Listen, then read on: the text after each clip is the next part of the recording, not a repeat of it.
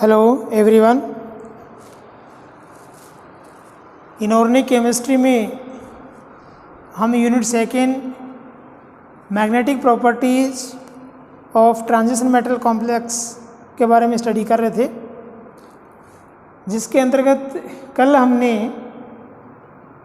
Last time में point लिया था एलएस कपलिंग या आरएस कपलिंग। तो एलएस कपलिंग या आरएस कपलिंग का अध्ययन हम क्यों करेंगे, तो उसके लिए हमने जाना कि जब हम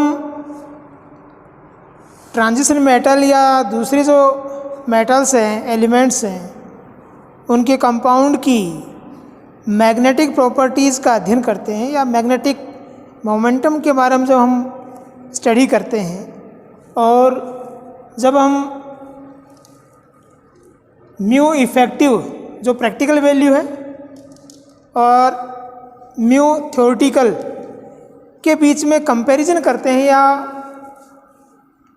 उन दोनों को एक दूसरे से कोरिलेट करके देखते हैं, तो ये पाया जाता है कि कुछ कंपाउंड के लिए म्यू इफेक्टिव का मान स्पिन ओनली फॉर्मूला के अकॉर्डिंग जो म्यू निकाला जाता है उसके बराबर होता है, कुछ में म्यू टोटल के इक्वल होता है, और कुछ में वो उनके साथ कंपेरेबल कंडीशन में नहीं होता है, वहाँ काफ़ी वेरिएशन पाया जाता है।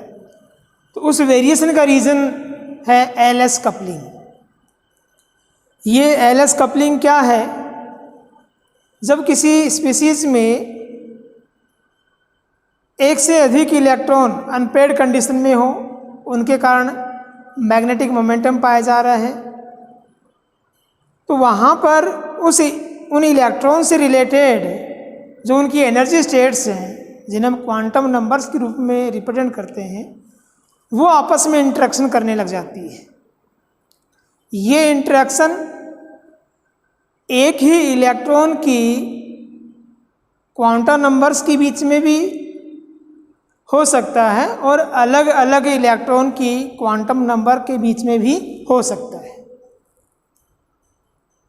जैसे एक इलेक्ट्रॉन की स्पिन क्वांटम नंबर और एजीमुथल क्वांटम नंबर, उन दोनों के बीच में इंटरेक्शन हो रहा है, या दो इलेक्ट्रॉन है, दोनों की स्पिन क्वांटम नंबर के बीच में इंटरेक्शन हो रहा है, या उनकी स्पिन और जो एजीमुथल क्वांटम नंबर है उन दोनों के बीच में इंटरेक्शन हो रहा है। ये कई प्रकार की इंटरेक्शन है। इनमें से जो सबसे अधिक इफेक्टिव इंटरेक्शन है उसे हम रिप्रेजेंट कर रहे हैं एल एस कपलिंग या आर एस कपलिंग के द्वारा। एल एस कपलिंग इसलिए कि यहाँ पर स्पिन इंटरेक्शन भी इफेक्टिव है और एल एल इंटरेक्शन भी इफेक्टिव है। जब स्पिन इंटरेक्शन होगा तो हमें total spin quantum number S प्राप्त होगा, और जब एल एल के बीच में इंटरेक्शन होगा तो हमें टोटल एल, कैपिटल एल जो हम रिप्रेजेंट कर रहे हैं, वो हमें प्राप्त होगा। फिर इनके बीच में जो इंटरेक्शन होता है उसे हम कह रहे हैं एल एस इंटरेक्शन या एल एस कपलिंग। तो इस एल एस कपलिंग के द्वारा जो मैग्नेटिक बिहेवियर है उस मैग्नेटिक बिहेवियर को समझाया जा सकता है। जो वेरिएशंस जो हम स्पिन ओनली फॉर्मूला से या म्यू टोटल से एक्सप्लेन नहीं कर पा रहे हैं, वो हम इनकी सहायता से एक्सप्लेन कर सकते हैं। तो ये हमने बात की कि एल एस कपलिंग क्या है या आर एस कपलिंग क्या है। ये आर एस कपलिंग जो वैज्ञानिक हैं रूसेल एंड सॉन्डर्स, उनके द्वारा इसका अध्ययन किया गया, उसके अकॉर्डिंग हम आर एस कपलिंग बोल देते हैं। तो ये किसी भी नाम से एग्जाम में पूछा जा सकता है, एल एस कपलिंग या आर एस कपलिंग। तो इतना हम समझ गए होंगे कि ये इलेक्ट्रॉन की जो क्वांटम नंबर्स हैं उनके बीच का इंटरेक्शन है।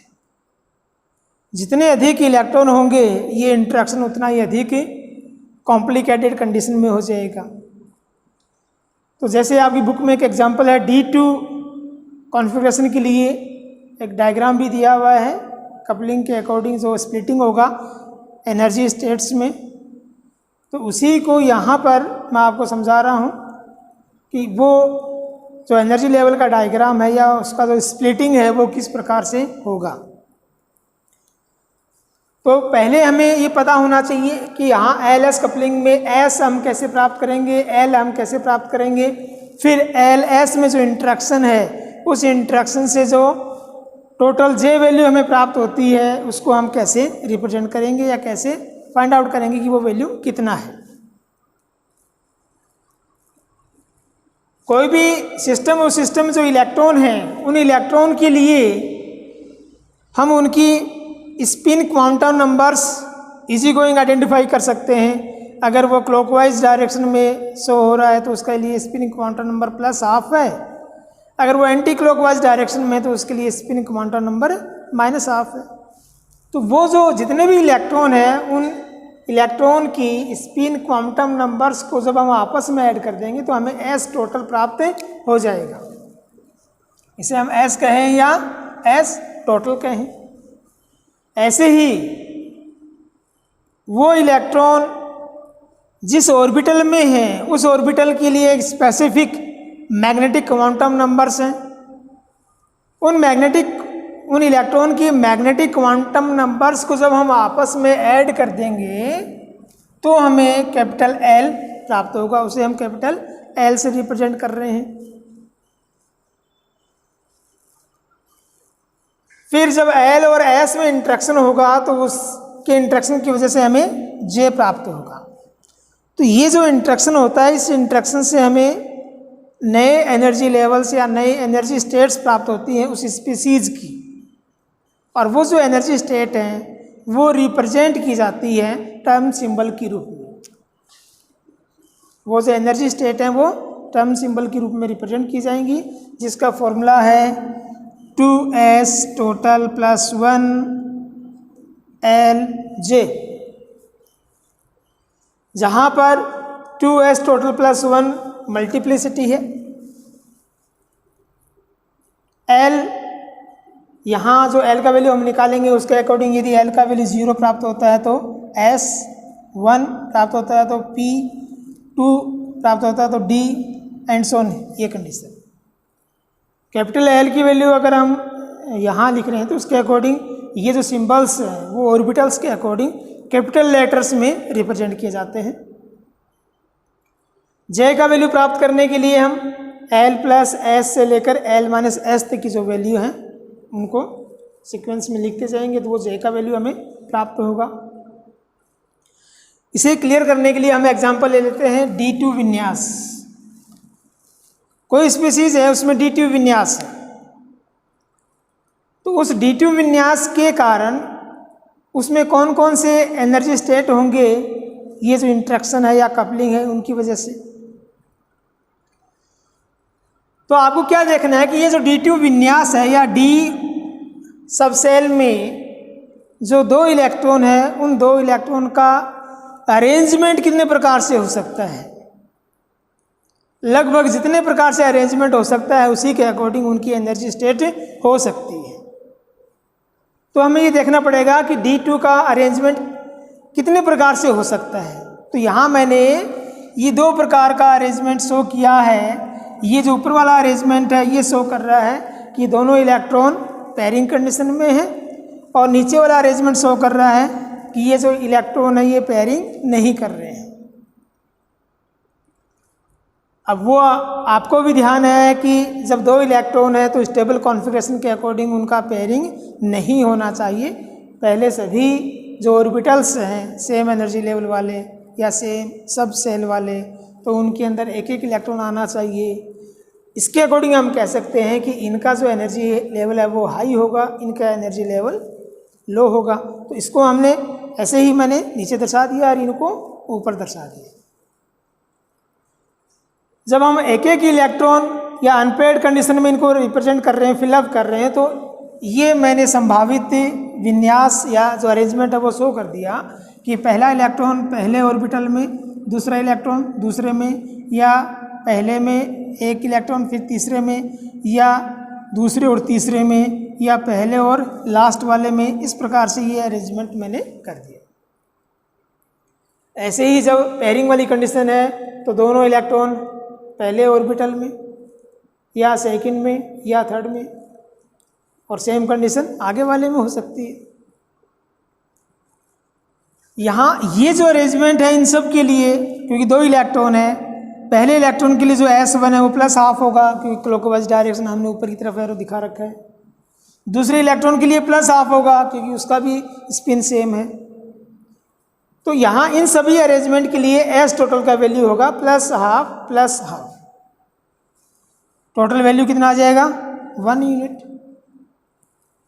ये जो ऊपर वाला या पेयर्ड कंडीशन वाला अरेंजमेंट है, इनमें अगर हम देखें तो फर्स्ट इलेक्ट्रॉन है वो क्लॉकवाइज डायरेक्शन में और सेकेंड इलेक्ट्रॉन है वो एंटी क्लॉकवाइज डायरेक्शन में। तो उस कंडीशन में हम क्या कहेंगे कि फर्स्ट इलेक्ट्रॉन के लिए spin quantum number plus half है, तो सेकेंड वाले के लिए माइनस हाफ। तो स्पिन टोटल कितना आएगा दोनों इलेक्ट्रॉन के लिए? प्लस हाफ प्लस में minus half is equal to 0। ये स्पिन क्वांटम नंबर हमें क्यों पता होना चाहिए? क्योंकि S के बीच में इंटरेक्शन है, उसके लिए हमें इसके बारे में पता होना चाहिए। फिर ये इलेक्ट्रॉन जिस प्रकार से अरेंज है उसी के अकॉर्डिंग उनके लिए हमें मैग्नेटिक जो क्वांटम नंबर्स हैं उनके लिए वो हमें पता होना चाहिए, ताकि हम टोटल L का वैल्यू निकाल सकें। तो D के लिए L का वैल्यू 2 होता है, तो इसके अकॉर्डिंग जो ऑर्बिटल्स हैं इनके लिए ये +2 से लेकर -2 तक इनकी वैल्यू होती है। +2, +1, 0, -1 और -2, इन सब में ये होगा। अब ये जो अरेंजमेंट कर दिया, इन अरेंजमेंट के अकॉर्डिंग यहाँ हम क्या कह सकते हैं कि ये जब ये वाला अरेंजमेंट है तो देखो, एक तो ये कि इन सभी अरेंजमेंट के लिए S टोटल का वैल्यू एक इकाई होगा, सभी के लिए यही कंडीशन होगा। तो यहाँ पर S इंटरेक्शन के अकॉर्डिंग इनका जो स्पिन क्वांटम नंबर है वो आपस में ऐड हो गया।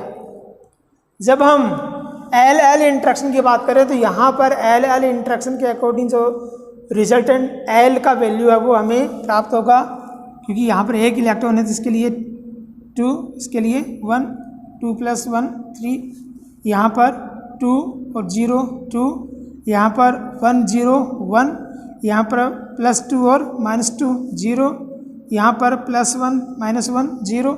इस प्रकार से और भी अरेंजमेंट हम करके देख सकते हैं। जो भी अरेंजमेंट आपको लगता है कि इस प्रकार से ये हम इलेक्ट्रॉन को अरेंज कर सकते हैं, फिलअप कर सकते हैं इसमें। इसी प्रकार यहाँ जो पेयरिंग वाला अरेंजमेंट है, इसमें मैंने 3 प्रकार का अरेंजमेंट शो किया है कि दोनों इलेक्ट्रॉन पहले वाले ही कक्षक में हो, जिसके जो मैग्नेटिक क्वांटम नंबर है उसका वैल्यू +2 है, तो एक के लिए +2 दूसरे के लिए +2 होगा, तो टोटल वैल्यू कितना हो गया 4। यहाँ पर ये दूसरे में है तो टोटल वैल्यू एक के लिए 1 वैल्यू है, दोनों के लिए 1 1 है, टोटल वैल्यू कितना हो गया 2। और यहाँ पर ये 0 वाले में है तो टोटल L वैल्यू हो गया 0। अब हम इस डायग्राम में आगे फॉरवर्ड होते हैं। यहाँ पर सबसे पहले S कपलिंग। तो S कपलिंग का पहला इम्पैक्ट हमने क्या देखा कि इन सब के लिए S टोटल का वैल्यू 1 है और इन सब के लिए S टोटल का वैल्यू 0 है। ये जो S कपलिंग है इसको हम मल्टीप्लिसिटी के रूप में रिप्रेजेंट करते हैं, और मल्टीप्लिसिटी क्या है 2S टोटल + 1। तो जब 2S टोटल + 1 के अकॉर्डिंग हम मल्टीप्लिसिटी निकालेंगे तो यहाँ पर इन सब के लिए S टोटल का वैल्यू 1 है, तो क्या आ जाएगा 2 × 1 + 1, S टोटल का वैल्यू 1 रख दिया तो क्या आया 3। उसके अकॉर्डिंग कौन सी कंडीशन बनी ट्रिपलेट।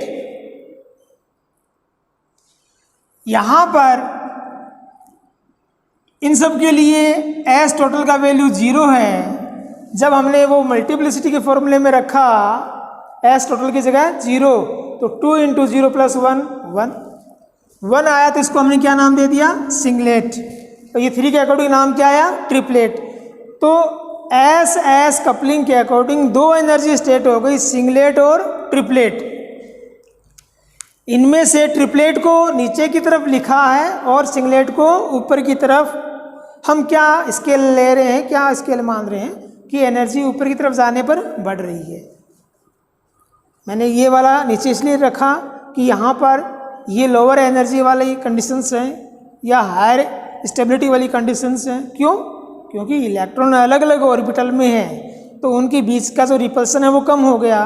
रिपल्सन कम हो गया तो स्टेबिलिटी बढ़ गया, एनर्जी कम हो गया। तो उसी के अकॉर्डिंग, क्योंकि इनसे ट्रिपलेट स्टेट प्राप्त हो रही है, इसलिए ट्रिपलेट का जो स्टेबिलिटी है वो अधिक होगा, एनर्जी कम होगा। सिंगलेट का एनर्जी अधिक होगा, स्टेबिलिटी कम होगा। इस कारण इसको नीचे की तरफ रिप्रेजेंट कर दिया और इसको ऊपर की तरफ। ये एग्जैक्ट स्केल नहीं है, डिफरेंस इतना ही होगा क्या, लेकिन जनरल जो कंडीशन है वो इस प्रकार से होंगे। ये एस एस कपलिंग। अब हम बात करते हैं एल एल कपलिंग। तो एस एस कपलिंग के अकॉर्डिंग ये सारे अरेंजमेंट एक जैसे हैं, ट्रिपलेट कंडीशन में है। लेकिन जब इनमें एल एल कपलिंग होने लग जाएगा तब ये इनका जो डिजेनरेसी है वो खत्म हो जाएगा। ये अलग अलग एनर्जी लेवल के रूप में हमें दिखाई देने लगेंगे। तो वो हमने देखा कि यहाँ पर इसके अकॉर्डिंग एल एल कपलिंग के अकॉर्डिंग इसका वैल्यू 3 आ रहा है, इसका 2 आ रहा है, इसका 1, इसका 0, इसका 0, यानी ये दोनों कंडीशन सेम है। जहाँ वैल्यू 0 आएगा उसके लिए हम क्या लिखेंगे, एस। जहाँ एल का वैल्यू 1 आया उसके लिए हम क्या सिंबल देंगे, पी। जहाँ 2 आया उसके लिए हम क्या देंगे, डी। और जहाँ 3 आया उसके लिए हम क्या लिख देंगे, एफ, एंड सो ऑन। ये तरीका रहेगा। तो इसके अकॉर्डिंग जैसे ये अगर 4 एनर्जी स्टेट्स बन रही है, जहाँ आपकी 3 बनेंगी वहाँ आप 3 दर्शाएंगे, 5 बनेंगे वहाँ 5 दर्शाएंगे। फिर उनमें से कुछ एनर्जी स्टेट्स ऐसी होती हैं जिनका एग्जिस्टेंस बहुत कम होता है, वो कई बार नहीं दर्शाई जाती है। तो ये 4 जो एनर्जी स्टेट्स मैंने दर्शाई है, इनको मैंने कोशिश क्या है कि ये उनका एनर्जी का जो सीक्वेंस उसमें रहे। तो पहले जो एस एस कपलिंग के अकॉर्डिंग एनर्जी स्टेट प्राप्त हुई, उसके अकॉर्डिंग उनका जो एनर्जी है या उनका जो स्टेबिलिटी है वो हम किससे काउंट कर रहे हैं कि जितना अधिक मल्टीप्लिसिटी या जितने अधिक अनपेड कंडीशन, स्टेबिलिटी उतना ही अधिक, इसका स्टेबिलिटी अधिक हो गया। अब एल के अकॉर्डिंग इसकी जो कुल ये 4 एनर्जी स्टेट है, उनमें से कौन सी एनर्जी स्टेट अधिक स्टेबल होगी, तो अब हम वो डिसीजन ले रहे हैं किसके अकॉर्डिंग, एल के अकॉर्डिंग। तो जिसमें एल का वैल्यू अधिक होगा वो सबसे अधिक स्टेबल। यहाँ एल का वैल्यू 3 है, तो एल के 3 वाली जो वैल्यू है वो जो एनर्जी स्टेट है वो सबसे स्टेबल, अधिक स्टेबल होगा। उसकी एनर्जी सबसे कम होगी तो उसको सबसे नीचे लिख दिया।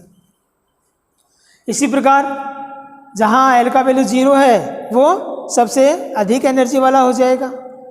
इस प्रकार इनको हम रिप्रेजेंट कर सकते हैं। तो यहाँ पर ये ऊपर इनकी मल्टीप्लिसिटी को शो किया जा रहा है, उसके अकॉर्डिंग सेम है, और ये इनकी एल वैल्यू के अकॉर्डिंग सिंबल आ गया। ऐसे ही जो सिंगलेट स्टेट है, सिंगलेट स्टेट में जो एल वैल्यू है वो यहाँ पर इन अरेंजमेंट के अकॉर्डिंग उनका वैल्यू आया 0, 2 और 4। तो 0 के लिए हम क्या लिखेंगे, एस। 2 के लिए हम क्या लिखेंगे, डी। और 4 के लिए हम क्या लिखेंगे, जी। इसके अकॉर्डिंग हमने ये सिंबल्स लिख दिए। सिंगलेट स्टेट है तो हमने ये सिंगलेट कंडीशन को रिप्रेजेंट कर दिया। ये हो गया एल एल कपलिंग। अब हम कंसिडर कर रहे हैं किसको, एल एस कपलिंग को। तो जब एल एस कपलिंग करेंगे तो हमें नए एनर्जी स्टेट प्राप्त होंगे, और उन एनर्जी स्टेट को हम रिप्रेजेंट कर रहे हैं किससे, नई क्वांटम संख्या से, जिसे हम क्या लिख रहे हैं, जे। जो total angular momentum, angular quantum number है जे, उसके द्वारा हम इसको रिप्रेजेंट कर रहे हैं। और वो उसका जो वैल्यू है वो एल प्लस एस से लेकर एल माइनस एस तक होगा। तो यहाँ पर L का वैल्यू F के लिए, सिर्फ F वाले के लिए यहाँ पर मैंने दर्शाया है, तो कितना 3। S का वैल्यू, क्योंकि ट्रिपलेट कंडीशन है सभी में, इस 3F में, तो S का वैल्यू 1 है, तो L प्लस S का वैल्यू या J के वैल्यू L प्लस S यानी 4 से लेकर L माइनस S 2 तक, 4 3 2, ये 3 J वैल्यू हमें प्राप्त हुई थी। 3 स्प्लिटिंग होके 3 एनर्जी लेवल हमें प्राप्त हो गए। अब यहाँ पर इनका जो स्टेबिलिटी का सीक्वेंस है या एनर्जी का सीक्वेंस है वो क्या होगा, किसका स्टेबिलिटी अधिक होगा और किसका कम होगा। तो यहाँ पर इस कंडीशन में इनका स्टेबिलिटी या एनर्जी लेवल या एनर्जी सीक्वेंस देखने के लिए हमें कॉन्फ़िगरेशन देखना पड़ेगा। अगर कॉन्फ़िगरेशन में उस सब सेल में, जिस सब सेल में इलेक्ट्रॉन भरे गए हैं, उसमें अगर हाफ फील्ड से कम वाला कंडीशन है तो L माइनस एस वाला कंडीशन सबसे अधिक स्टेबल होगा। और यदि electronic configuration more than half field है, हाफ फील्ड से अधिक इलेक्ट्रॉन है, तो उस कंडीशन में हम क्या करेंगे, L प्लस एस वाले को अधिक स्टेबल मानेंगे। तो यहाँ पर D2 विन्यास है, D में हाफ फील्ड कंडीशन होती है, D5 उससे कम है, इस कारण जो लोअर वैल्यू है L माइनस एस वाला वैल्यू है उसको सबसे अधिक स्टेबल मानते हुए उसको नीचे की तरफ लिखा। ऐसे ही हम इसके लिए 3D के लिए, इन सब के लिए LS कपलिंग के अकॉर्डिंग स्प्लिटिंग करवाकर वो एनर्जी स्टेट्स हम लिख सकते हैं। अब हमें J वैल्यू के अकॉर्डिंग एनर्जी लेवल्स प्राप्त हो गए। अब ये जो J लेवल्स हैं ये इंट्रैक्शन करेंगे, इनकी वजह से भी ये फर्दर स्प्लिटिंग शो करेंगे। और ये जो फर्दर स्प्लिटिंग है वो होती है 2J प्लस 1। यहाँ J का वैल्यू 2 इंटू 2 प्लस 1 कितना आया 5। तो इसके अकॉर्डिंग ये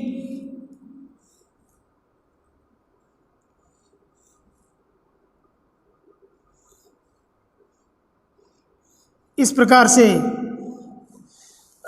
5 एनर्जी स्टेट्स में डिवाइड हो जाएगा।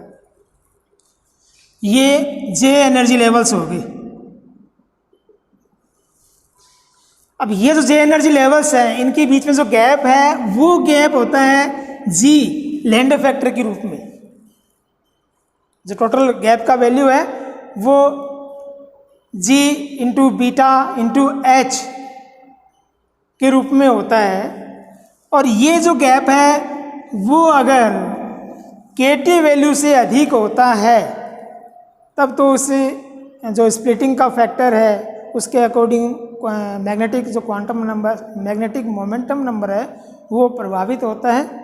और यदि KT का वैल्यू अधिक है, ये स्प्लिटिंग कम है, उस कंडीशन में वहाँ पर जो G फैक्टर है, लैम्डा स्प्लिटिंग फैक्टर है, वो डोमिनेंसी नहीं रखता है। और उस कंडीशन में हम जो मैग्नेटिक मोमेंटम है वो नॉर्मल फार्मूला से, स्पिन ओनली फार्मूला या म्यू टोटल से प्राप्त करेंगे, वो उसी के कॉरस्पॉन्डिंग वैल्यू हमें देगा। तो इस प्रकार LS कपलिंग के बारे में हमने अध्ययन किया कि LS कपलिंग क्या है और जब हम मैग्नेटिक मोमेंटम काउंट करते हैं वहाँ पर इसका क्या रोल है। तो ये हो गया LS कपलिंग। अब इस चैप्टर में जो लास्ट टॉपिक है अपना वो है एप्लीकेशन ऑफ मैग्नेटिक मोमेंटम या application of magnetic property.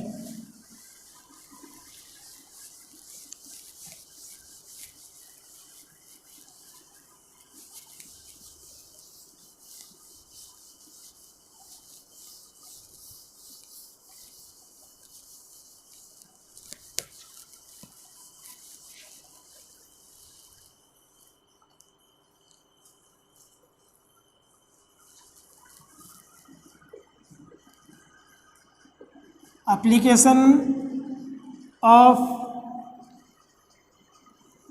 magnetic moment या मैग्नेटिक प्रॉपर्टी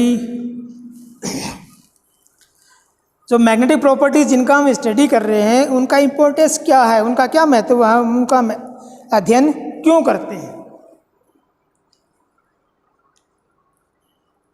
तो जब हम मैग्नेटिक मोमेंटम या मैग्नेटिक प्रॉपर्टी के बारे में स्टडी करते हैं किसी कंपाउंड के लिए, किसी स्पीसीज़ के लिए, तो उसका इम्पोर्टेंस ये है कि अगर हमने मैग्नेटिक प्रॉपर्टीज़ का अध्ययन कर लिया तो हम उस स्पीसीज़ का जो ज्योमेट्री है उसके बारे में अध्ययन कर सकते हैं।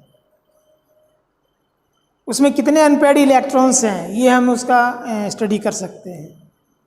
जैसे सेकेंड ईयर में आप लोगों ने जब कॉम्प्लेक्स कंपाउंड के बारे में अध्ययन किया तो वहाँ पर आपने ये एक एप्लीकेशन देखा होगा कि जो मैग्नेटिक प्रॉपर्टीज़ हैं उन मैग्नेटिक प्रॉपर्टीज़ को हम अनपेयर्ड इलेक्ट्रॉन की सहायता से प्राप्त कर सकते थे। वहाँ पर हमने स्पिन ओनली फॉर्मूला यूज़ किया था। तो यहाँ पर जब हमें म्यू एस का वैल्यू प्राप्त हो गया तो उस म्यू एस वैल्यू से हम अनपेयर्ड इलेक्ट्रॉन की संख्या प्राप्त कर सकते हैं, क्योंकि mu S is equal to n into n+2 Bohr magneton होता है।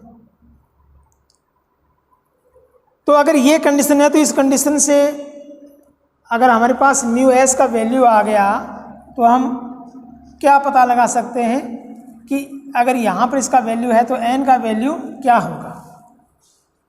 फॉर एग्जाम्पल, जैसे हमने एग्जाम्पल ले लिया, कोई लिगेंड है, कोई कॉम्प्लेक्स कंपाउंड है FeL6+3 आयन अवस्था है उसकी। इसके लिए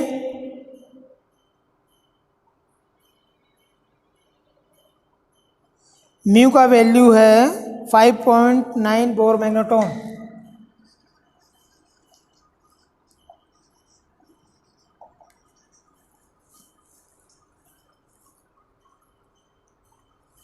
तो यहाँ पर ये जो कंपाउंड है उस कंपाउंड में जो सेंट्रल मेटल है Fe। अब यहाँ पर ये जो कंडीशन, इस कंडीशन के अकॉर्डिंग हमें कई बार इसका पता अगर नहीं रहता है, क्योंकि अगर लिगेंड कंफर्म होगा तभी हम ये चार्ज कंडीशन बता सकते हैं। यहाँ पर जो Al6 है वो इस प्रकार का लिगेंड होना चाहिए कि जिस पर विन्यास क्या हो, -1, चार्ज क्या हो, -1, क्योंकि Fe के +2 और +3 फॉर्म में ही कंपाउंड मिलते हैं। तो जैसे ये L है, ये F- हो सकता है, OH- हो सकता है। तो उस कंडीशन में हमने क्या कि F किस फॉर्म में है, +3 फॉर्म। अगर ये +3 फॉर्म में है तब यहाँ पर ये चार्ज क्या आएगा, -3, और उस कंडीशन में हाँ अगर ये +3 फॉर्म में है तो लिगेंड क्या होगा, NH3।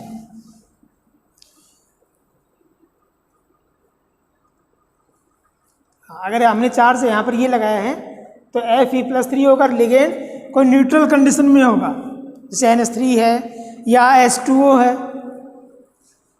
H2O भी हो सकता है।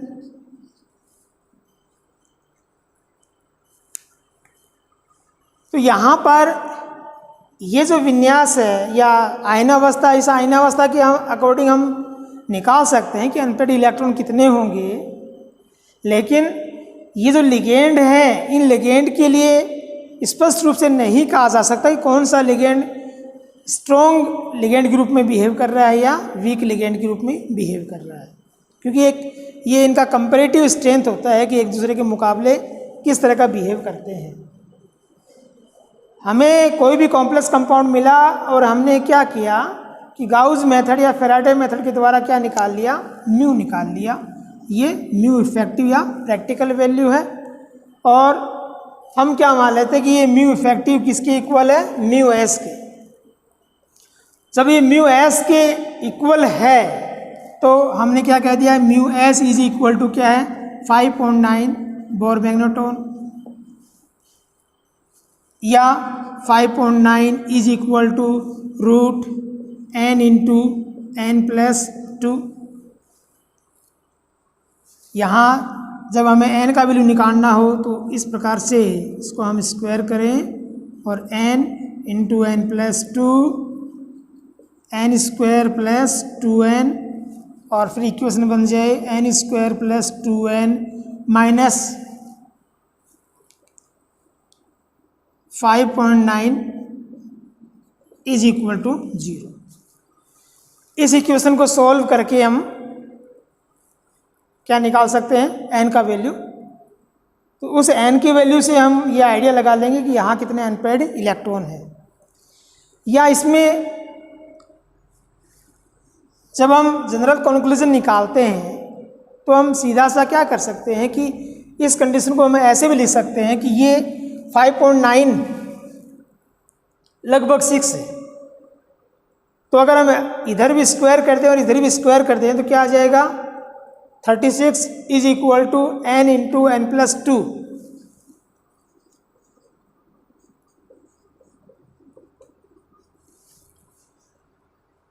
अब यहाँ पर आपको n का वैल्यू ऐसा रखना है कि वो 36 आए या उसे थोड़ा सा कम आए। तो अगर हमने n का वैल्यू 5 रख दिया तो क्या हो जाएगा, 5 इंटू 5 प्लस 2 और वैल्यू क्या आ जाएगा 35, जो इसे जस्ट कम है। तो हम क्या मान सकते हैं कि ये जो कंडीशन है इसके अकॉर्डिंग ये इसको इस इक्वेशन को सेटिस्फाई कर सकता है। तो यहाँ इसके अकॉर्डिंग हम क्या कह सकते हैं डायरेक्ट इस तरीके से कि n is equal to 5, unpaired electron की संख्या कितनी होनी चाहिए, 5। तो यहाँ पर जो Fe है इसका एटॉमिक नंबर 26, 3d6, 4s2 इसकी वैलेंसी सेल का कॉन्फ़िगरेशन। और अगर 5 अनपेड इलेक्ट्रॉन हैं तब हम क्या कहेंगे कि विन्यास क्या होना चाहिए, 3d5, 4s0। कितने इलेक्ट्रॉन निकले, 3। तो इसका मीन ये होता है कि ये +3 स्टेट में है। तो इस प्रकार हम क्या निकाल सकते हैं कि अनपेड इलेक्ट्रॉन कितने होंगे। अब यहाँ पर ये जो अनपेड इलेक्ट्रॉन हैं, इन अनपेड इलेक्ट्रॉन के अकॉर्डिंग हम संकरण भी निकाल सकते हैं कि इसका हाइब्रिडाइजेशन क्या होगा, इसका संकरण क्या होगा।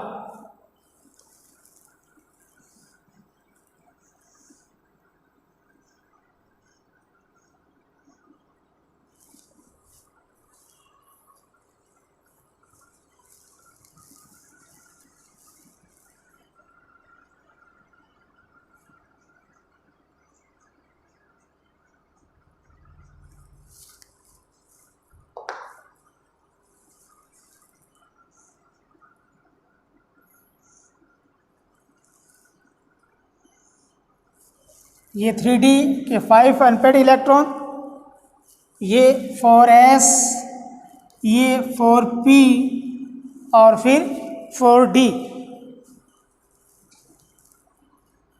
क्योंकि 6 इलेक्ट्रॉन हैं तो कॉम्प्लेक्स कंपाउंड में लिगेंड को बॉन्डिंग करने के लिए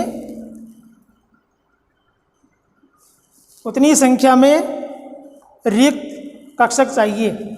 तो यहाँ पर कितने हुए, सिर्फ 4। तो आगे के 4d के 2 कक्षक और इन्वॉल्व करेगा और sp3d2 हाइब्रिडाइजेशन के द्वारा ये कॉम्प्लेक्स कंपाउंड बनाएगा। तो संकरण कौन सा हो गया, sp3d2। और उसके अकॉर्डिंग हम बता सकते हैं कि इसका जो ज्योमेट्री है वो ऑक्टाहेड्रल होगा। इसी प्रकार CFT के जो कंसेप्ट है उसमें भी हम जा सकते हैं कि जब n का वैल्यू 5 आया तो CFT के अकॉर्डिंग जो स्प्लिटिंग है वो इसमें अधिक होगा या कम होगा।